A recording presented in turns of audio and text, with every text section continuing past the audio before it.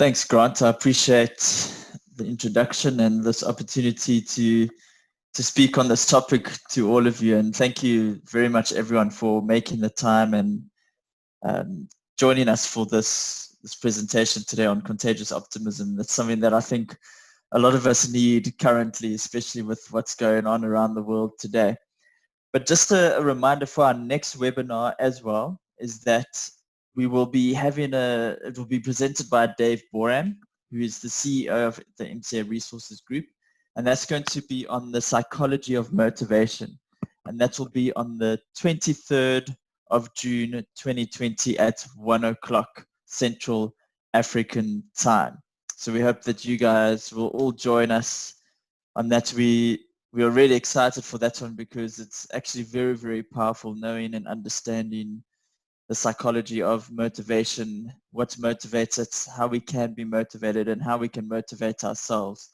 I think that's something that's very, very important for us to know and understand. So we're excited for that as well. So let's get into it. One thing that Sorry, can I just interrupt? Sure. It's not on the 23rd, it's on the 25th. It's the Thursday, the 25th of June, not the 25th. Excuse me, I apologize about that. Thank you. It's the 25th. Good. Thanks, Dave. Appreciate that. Thank you. So it's the 25th, guys, not on the 23rd. Okay, if you come on the 23rd, you'll be 2 days early. So on the 25th of June. Thank you so much. So one thing that I've never met in my life is a rich pessimist. And why is that? Well, I think Sir Winston Churchill says it well when he said, the optimist finds opportunity in every difficulty, not difficulty in every opportunity. And I think that's something that we can really apply to ourselves now, as many of us find ourselves in quite a difficult situation with this pandemic that we find ourselves in. And everyone's obviously we hear of all the riots that are happening in the US, and there just seems to be a lot of bad things going on in the world today. But I think for us, we can find opportunity no matter in what situation we may be in.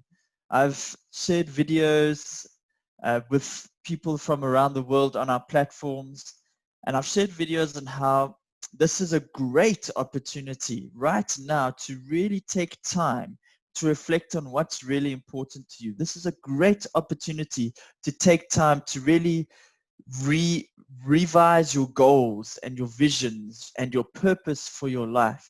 We really should be using this time to create things for our lives that will really make a huge difference for us going forward. That so often we are so busy being busy and we're caught up in the rat race of life, and we don't always necessarily have the time to look at these things and to think about them and to make decisions on these things that are so important for us that will make a huge difference in our lives. So this is a great opportunity that we can have to make sure that we think about those things that are truly important for us, reevaluate, reassess, take the time now to do that because we have that opportunity now. So instead of just complaining, and that's the easy thing to do, look at how you can make this time work for you, because otherwise you're going to lose that opportunity. So there is nothing that you cannot do. You really need to believe in that. There's so much that you can accomplish if you're willing to put in the effort and to make the sacrifices necessary to achieve that. Positive forward thinking is the ability to find the silver lining in every cloud, no matter how difficult yesterday or today may be. So again, yes, we might be in a very difficult situation right now, but we can always find positivity wherever we may look. As I said, right now, this is a great time for us to really reassess and reevaluate and to become more aware of who we are as human beings and what is truly important to us. So let's take this opportunity right now, and then we'll look back at this time and we'll say, you know what? This was actually a time of rediscovery, a discovery of myself, a discovery of what my real virtues are, what my real values are, and what's truly important to me. And you'll look back on this time with fondness because you use this opportunity to really look at the things that will make most of the difference in your life moving forward. So no matter how difficult or easy your life may be at any given moment, it is possible to experience meaning and happiness. There's a great quote by Abraham Lincoln, the former president of the United States, where he said, "Most folk are about as happy as they make up their minds to be." And the reason why he said that is because he went through a lot. He had to overcome the death of his fiancée. He had a nervous breakdown in his life. He lost a lot of races for Senate, for vice presidencies, and all those sorts of things. And he experienced a lot of failure and a lot of times where he could have been unhappy. But he came to the realization that you can choose to be happy no matter what situation you may be in, whether it's good or bad, whether it's difficult or easy. And you can choose to be happy. It's a choice. And I strongly believe in that too. And so Harvard University did a study where they looked at what made people successful, and they found that it was two things. One is that it was skills, and the other is attitude. So they looked at this and they said, what makes people successful? Is it skills or is it attitude? Well, they said that 15% is attributed to their skills and 85% attributed to their attitude. So what they are saying is that you can take 10 people that have the desire, that want to do something, and they can be far more effective than taking 100 people that have the skills, they know how to do it, but they really don't want to. They really don't have that desire. And so you can, so the most important thing is that we develop the attitude, the desire to move forward. That because when we have the attitude, when we have the right desire, we will be able to even want to know how to figure what we need to do in our lives, the skills and so on, the how to. So that's why it's so important that we focus on creating the right attitudes, the want to do something. And this is what Harvard University discovered, is that when we have the right attitudes, when we have the right desires, we can find success. And it is so, so true. That's why we at MCA Training International are so invested in developing and training our mindsets and our attitudes, because therein lies the secrets to our success and our desire to go out and get what we truly want in life. So this is the first thing that I'd like to present to everyone. And I realized, I thought I had my video on. I've just been told that it is off. So I apologize for that. I'm going to start my video again, and hopefully you all can see my smiling face now. So welcome everyone again, now that you can see me. So thank you for that. I'm just going to move this up to the top here. Hopefully that will move so it's not in the way too much. There we go. That's a bit better. Good. So it's something that I'd like to present to all of you that are here today is, what do you think attitude is? What is attitude? How would you define attitude? So you're welcome to unmute and give your feedback, and then you can mute again, just so that again we don't have too much the disruption, and that's so that we can all hear each other clearly. So anyone with any ideas, what is attitude? Okay, I think I can try. Attitude is your state of mind. Okay, thank you, Patrick. So Patrick, you say that it's your state of mind, which is excellent. So our state of mind, in other words, our mindset, the way we think, the way we habitually think under any given situation. So that's excellent, Patrick. Thank you very much for sharing that. It's our state of mind, how we see things, how we perceive things, and so on. And so Immanuel Kant said, we see things not as they are, but as we are. Now, what do you guys get from that? What do you understand by this quote by Immanuel Kant, where he says, we see things not as they are, but as we are? That we busy creating our life every minute of millisecond of the day. So if you're miserable, you see the misery around you. If you're positive and happy, you see the positivity and happiness around you.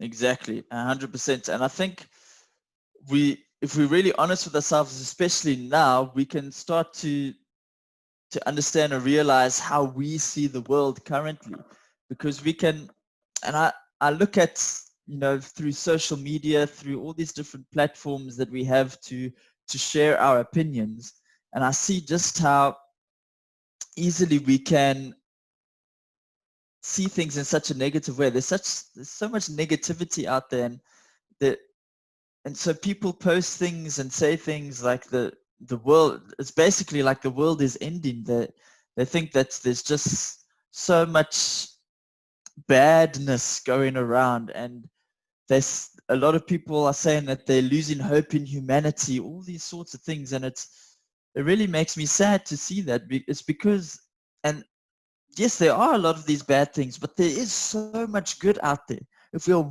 really willing to look out and see that. And that's what, hopefully through this presentation, we'll be able to change our mindsets and change our attitudes and change the way that we see the world, so we can start to see actually there is a lot to be grateful for, and there's so much good out there, and there's so much positivity, and there's so much wonderful, amazing, magnificent things that we can see and change our mindsets and change our lives, so that we go out and you'll see just what a difference it makes in the way we go about living our day-to-day lives. So thanks for that, Dave. Really appreciate that. So if you had to think, and just thinking about the world in general, would you say most people are conditioned positively or negatively? What would be your response? And I also see that there's some people that have written in the chat here, and I'd like to see here. Okay, Heidi as well. It is seeing things from our point of view and perspective, backed by our beliefs and upbringing. Thank you for that very much, Heidi. That's excellent. But how would you guys, when you look at the world, would you say we are conditioned positively or negatively? Maybe Heidi, would you mind giving us your response? Because I didn't see your response earlier. I apologize for that, but I'll give you the opportunity now. What are your thoughts on this? Hi, Rhino. Sorry, I prefer typing, but no problem. But I would say, unfortunately, I think mostly negative. I think people get caught up in a negative talk, a negative mindset mostly. Okay. And that's my point of view. Okay, thank you very much. Just stay on, Heidi, because I'd actually like you to read this next slide for us. It's actually an excerpt out of a newspaper, and I'd like for you to please read that for us, if you wouldn't mind. Okay. The world is too big for us. Too much going on. Too many crimes. Too many violence and excitement. Try as you will, you get behind in the race. It is an incessant strain to keep pace, and still you lose ground. Science empties its discoveries on you so fast that you stagger beneath them in hopeless bewilderment. Everything is high-pressured. Human nature can't endure much more. Thank you, Heidi. I really appreciate that. Now, this is something that is, it doesn't sound too positive, does it? It's not too uplifting. And something that I would like to ask you guys, when do you think this newspaper article was written? If you had to guess, which year do you think it was written in? What year would you guess? And I'm just going to move this up to the top just for now. To the side, that's fine. What do you think? If you had to guess, what year was this created? Okay, I see someone's here in the chat box. So I'm just going to see here.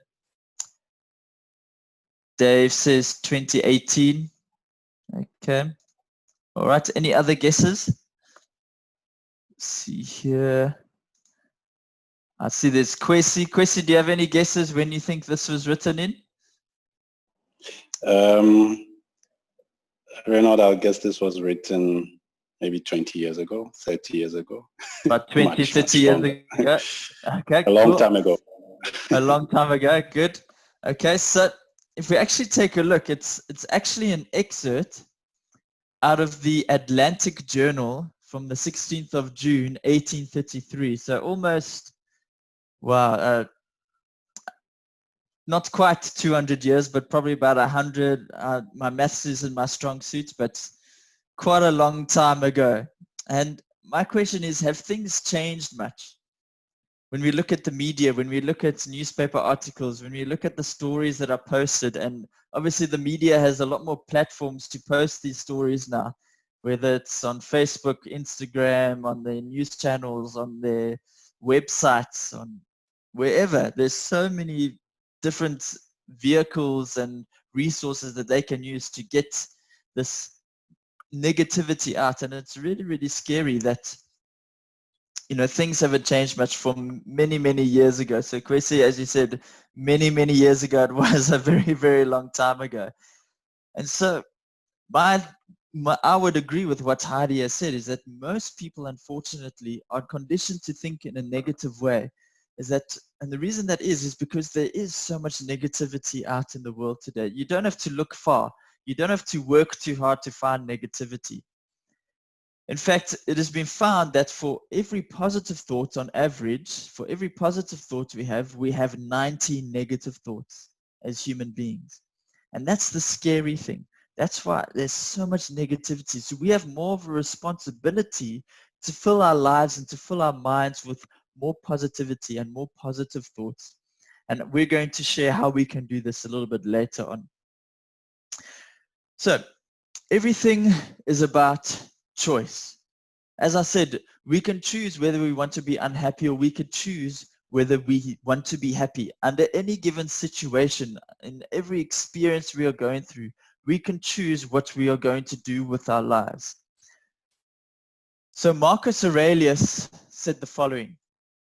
He said, "Our life is what our thoughts make it. We can conquer and achieve by uplifting our thoughts. We can only remain weak and miserable by refusing to lift up our thoughts." Again, it is your choice. You can choose whether you want to remain miserable and weak, or you can choose whether you want to stand up proud and take on the world and uplift your thoughts and believe in yourself and go out and conquer this thing we call life. It is only up to you. That is your choice. And William James said, "The most important discovery of our time is that we can alter our lives by altering our attitudes." When we change our attitudes, when we change our mindsets, we change our lives, because we change our behavior, we change our performance, we change our actions. And so therefore we change our lives. But it all starts with changing the way we think, our attitudes, our state of mind, as Patrick shared with us earlier. So Tony Robbins shared the following. It's called the success cycle. And he speaks about the cycle that helps us to reach success and to gain success in our lives. And he says the first part of the cycle is our potential. So we have a certain belief in our potential, or how we perceive our potential to be. And also people on the outside world will perceive people's potential ways. But to explain this in a little bit more detail, there's two examples that I'd like to share with you. And that is of Ted Bundy. And I think most of you have probably heard of this gentleman on the left, Ted Bundy. And then the other one is Emmanuel Kelly. Perhaps not as many people have heard about him. But this is the backgrounds that they come from. Ted Bundy, when he was at university, his professors saw him as a very promising student. He got into a very promising career of politics and political science, and the potential, and the people saw him, and people that met with him, they said he was such a nice guy. He was very friendly, a gentleman, ladies would say he was.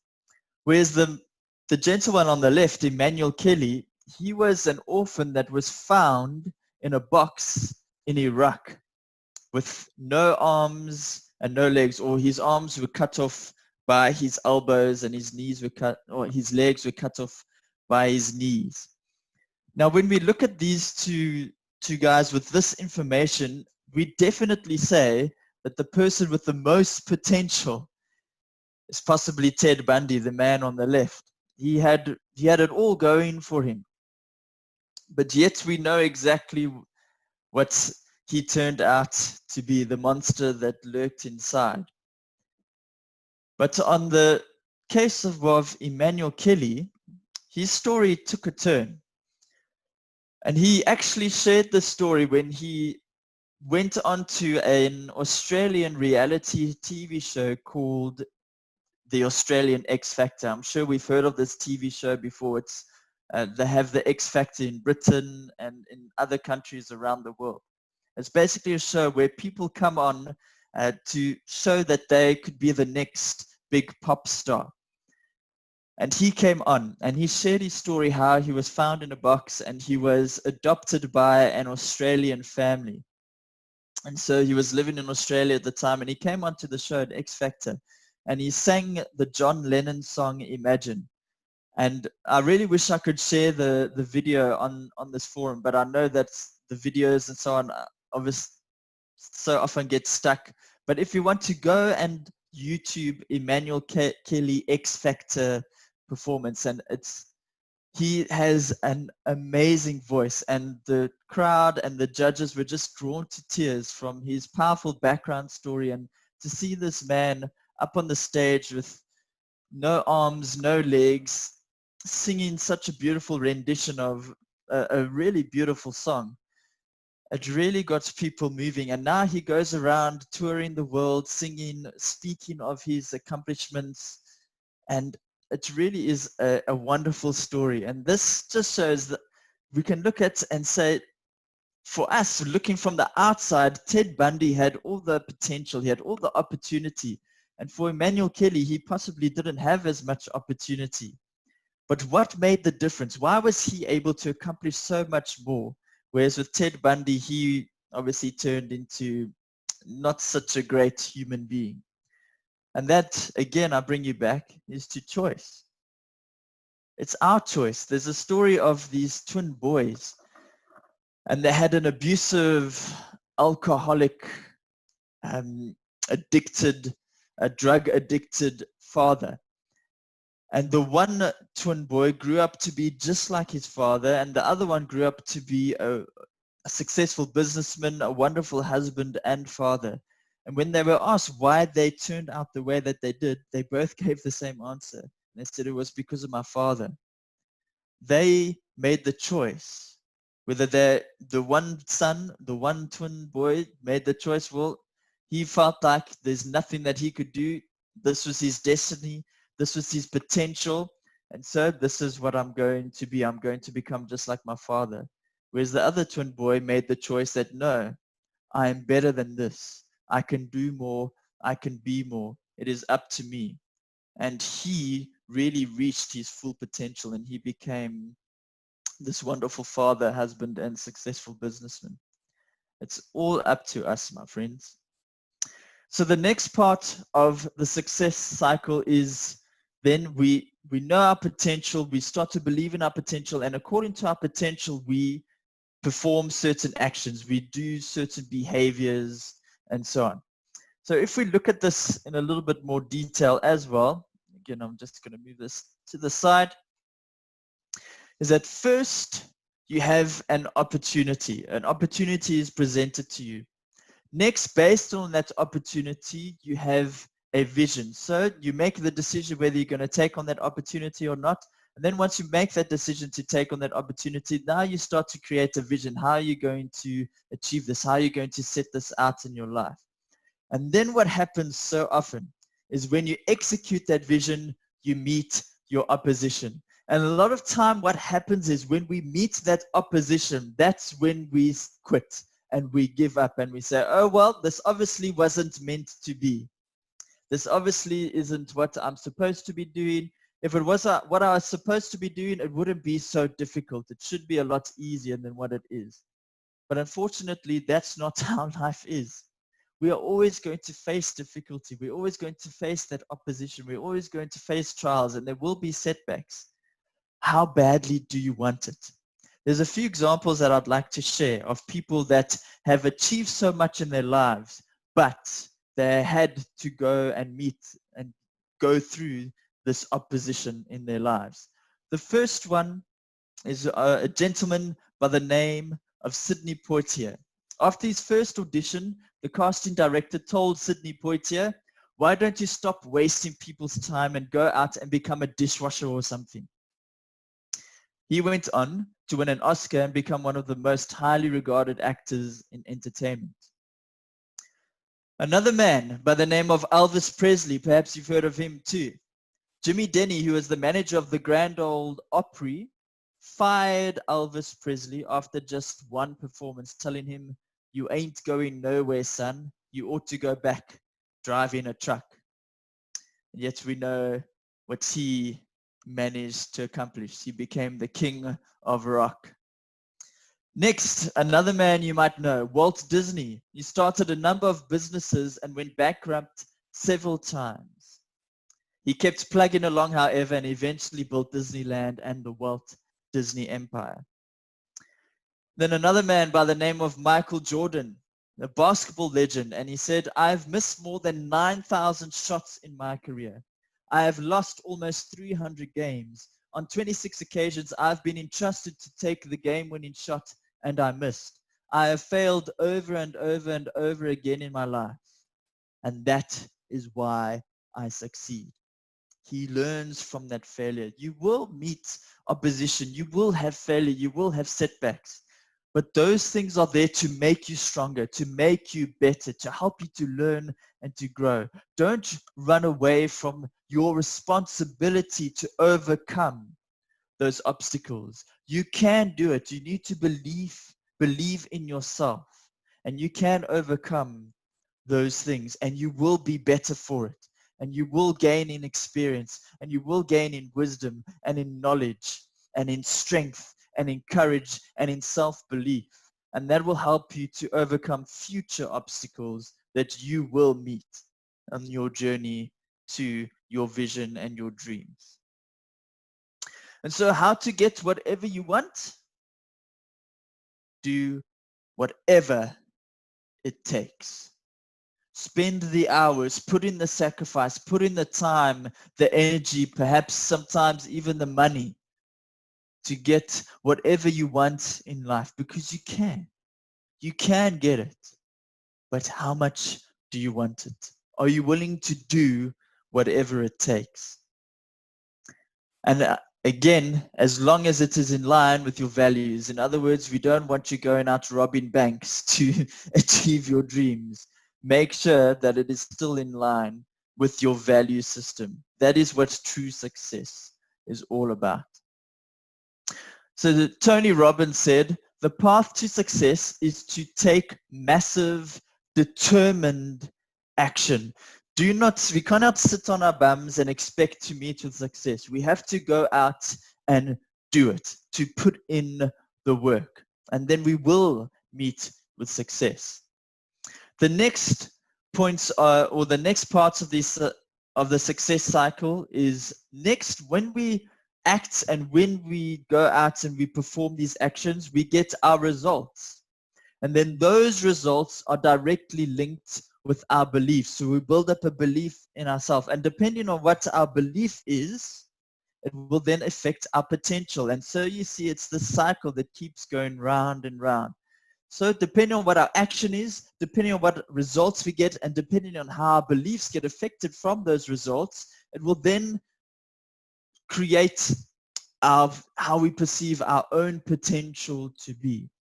So we need to make sure that we go out again. Remember, so often the world is thinking negatively, so they have these negative thoughts. What kind of actions do you think they're going to have? What kind of results do you think they're going to have? And how do you think that's going to affect their belief system and also how they perceive their potential?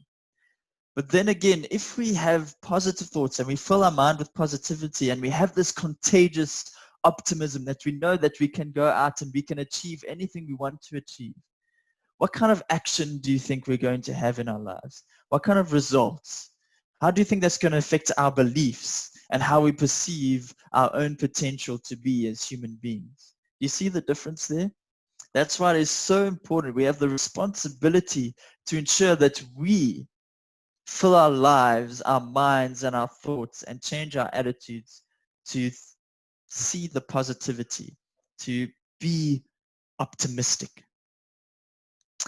So if we look at the three brain structure that human beings are created with, our first brain that we talk about is the autonomic or first or primitive or the reptilian brain. So this brain is created to help us to survive, to protect us. It's what we also call the fight or flight brain.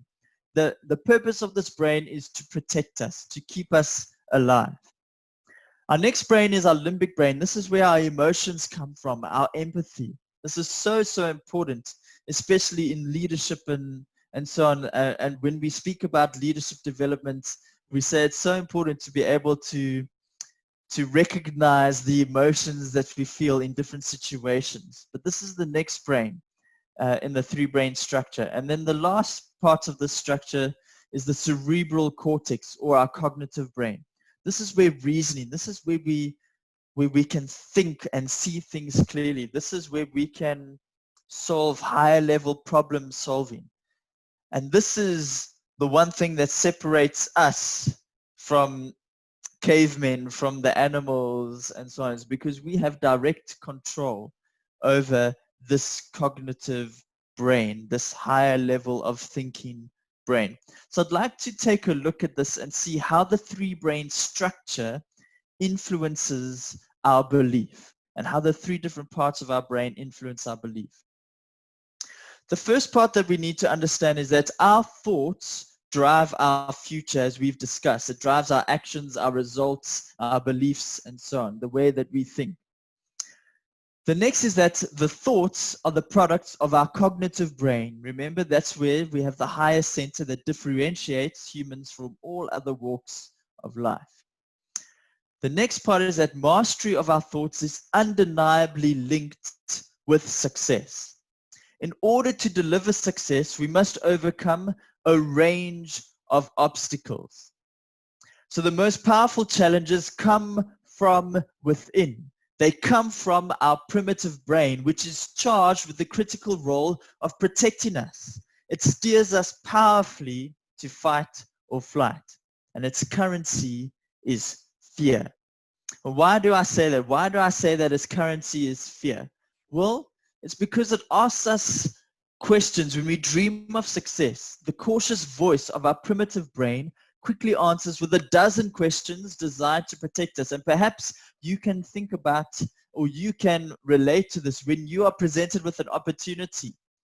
Perhaps you have some of these questions come into your mind, and that's because this is your primitive brain kicking into action, doing what it was designed to do for millions and millions of years.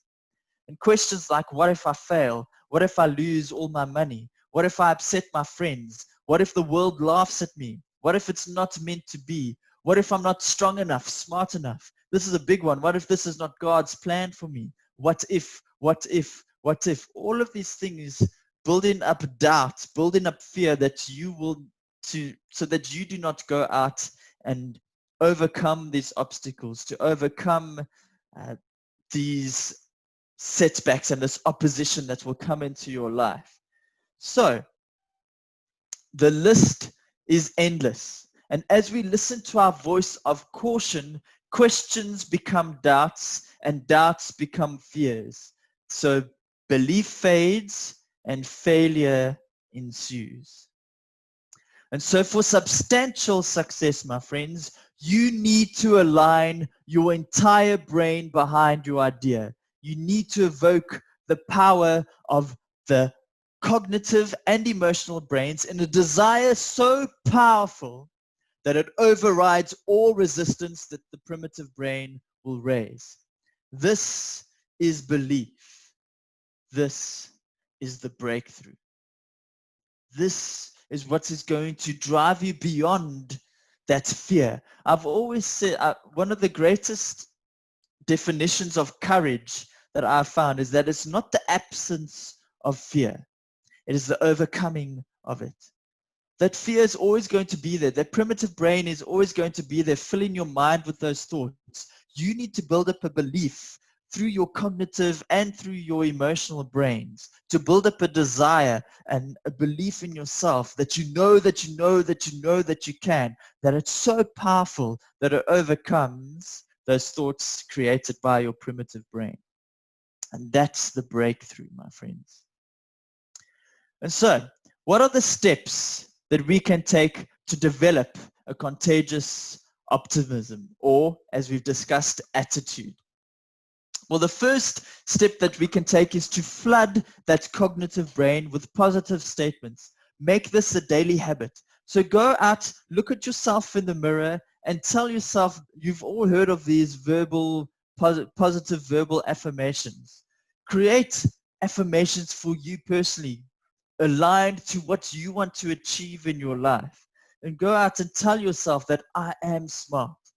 I am beautiful. I am magnificent. Whatever it may be. I am a wonderful father. Tell these statements to yourself every single day. That again is flooding your mind with these positive thoughts. Remember, for every positive thought on average, we have 90 negative thoughts. It's time that we get more positivity in there. This is one way that we can do that.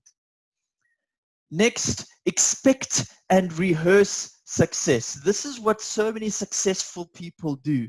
They visualize the success coming into their lives. For instance, athletes, when they go and compete in the Olympics, they always go, and a lot of them will go and sit in the stands when they're doing their training, and they sit in the stands and they'll put their headphones on and they'll have the sound of the crowd, and they'll actually visualize themselves at the beginning of the race, of the course, of the track. And they'll visualize themselves starting the race. The gun goes off and they pull off and they start running down the track. They visualize themselves, everything that they have to do, their whole technique, everything, until they get to the end. They visualize themselves getting over the finish line first.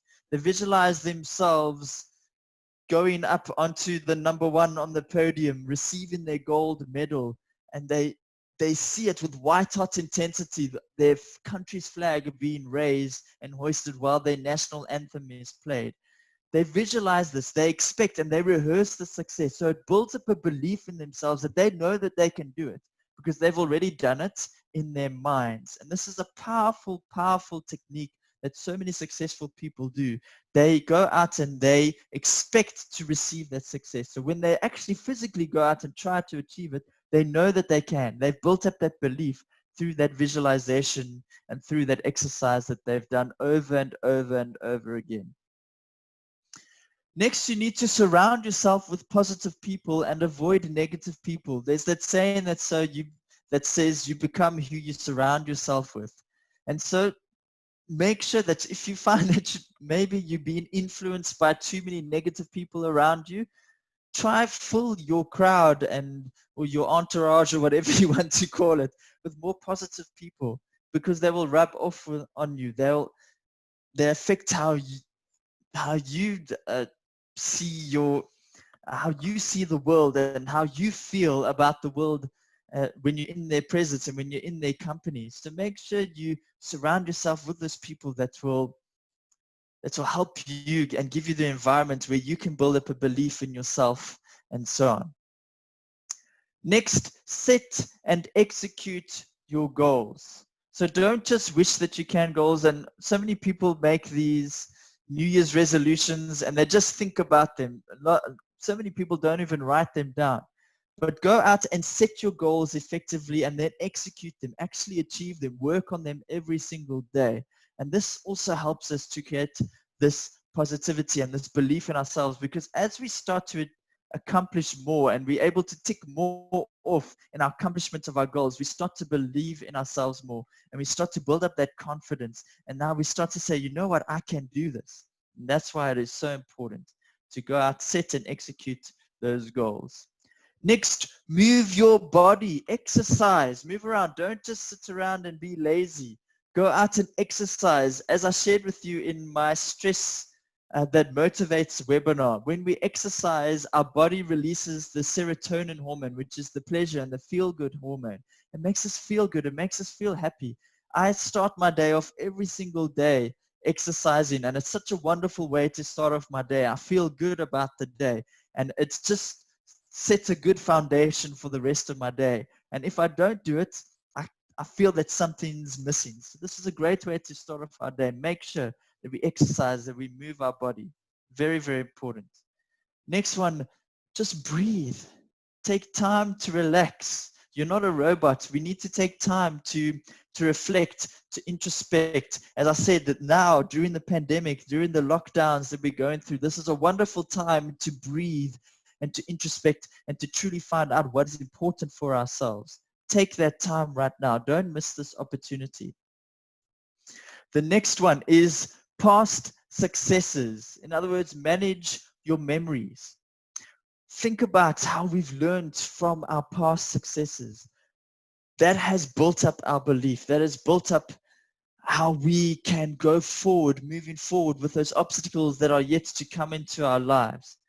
We can use that to build up a belief and a desire so powerful that it will overcome the thoughts that come from the primitive brain. Use those past successes. You've achieved so much in your life. Think back. Don't think that you've achieved nothing. You have achieved so much. I promise you. If you're honest to yourself and you look back at what you have done in your life, and you will start to say, you know what? I'm worth more than what I think I am. I can do more. I can achieve more, and I'm better than this. Next, develop and serve others. This is a wonderful thing to develop that positivity in your life, to develop that contagious optimism. When we are serving other people, we feel real joy. We feel happy. I don't think I've met anyone that has truly gone in the service of their fellow man and have really felt unhappy doing it. You experience real, true joy. In fact, Dave Boram, my father, he says, you will never develop abundant wealth until you master the art of developing others. And Zig Ziglar said the following, that we or you will always get what you want when you help others get what they want.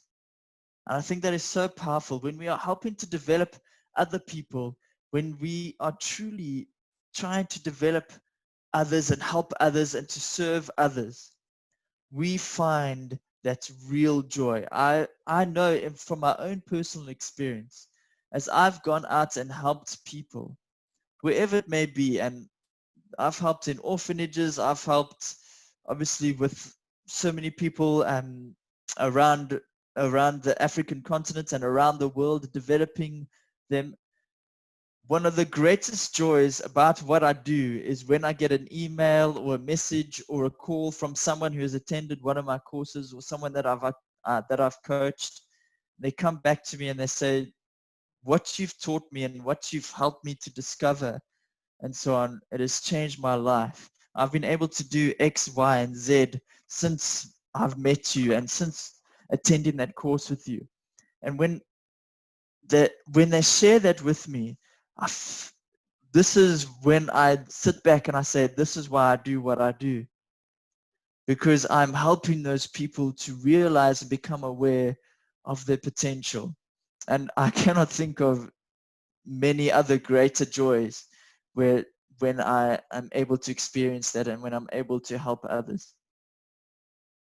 And then finally, the last one, or the last point on how we can develop a contagious optimism is that we need to develop an attitude of gratitude. So important. As I said, around the world and all these platforms, we see people just complaining and moaning about all the bad things that are happening in the world. And that is easy to do. It's easy to complain. It's easy to moan. But if we truly are honest with ourselves and we look around and we look at our lives, there's so much that we have to be grateful for. If you have food to eat every single day, you should be grateful. There are many people that don't have that. If you have a roof over your heads, if you have a family or a job or so many things to be grateful for. My challenge to you, every single day, whether it's when you're brushing your teeth, whether you're combing your hair, whether you're exercising, whatever it may be, list 5 things that you are grateful for, and try and make those 5 things different every single day. And maybe after a while you might need to repeat things, that's fine. But try and make it different every single day. Don't repeat yourself every single day. And you'll start to soon realize just how much you have to be grateful for. And when we develop this attitude of gratitude, or what psychologists also call a grateful heart, you will start to see that you will see the world very, very differently. You will see people very, very differently. And it will affect and it will change the way that you live your life every single day for the better. I promise you that, my friends. So if you execute and if you set out in going after all these steps, and I can't, the words escaped me now, but as you perform all these steps, there we go. I promise you that you will, and I'm not saying that it will happen overnight. And I'm not saying that's going, Rome wasn't built in a day, but you will develop a more optimistic attitude. And the reason why I say it's a contagious optimism, because it will rub off on the people that are around you. They will see it. They will feed off of it, and they will love you for it. Think about people in your life that just have this wonderful attitude, this light, this aura about them. You gravitate towards them. They have this magnetic quality about them, and you just are drawn towards them. This can be you. You can have that impact. You can have that influence over other people if you follow these steps in developing a contagious optimism. That is my promise to you. I hope you've enjoyed this webinar. I hope you've learned something. I hope you will go out and that you will apply these things that you have learned, because it will change your life. It will make you a better, stronger person if you're willing to accept the responsibility to apply these principles in your life. This, I promise you. I thank you for your time. And I just one last reminder again, if any of you would like some more information on the MCA Executive Club that we have developed, remember, we want to be part of your leadership journey. Leadership is not a destination, it's a journey, and we want to make sure that we can be with you every step of the way. This is a program that we have designed to help us to be able to help you on your journey to become an extraordinary leader.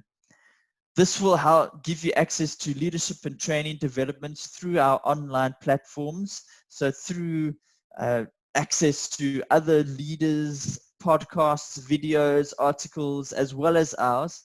You'll have access to monthly live webinar trainings from our wonderful coaches. And you will also have access to our leadership training courses that we have developed over many, many years. And through our experiences and so on, you will have access to that.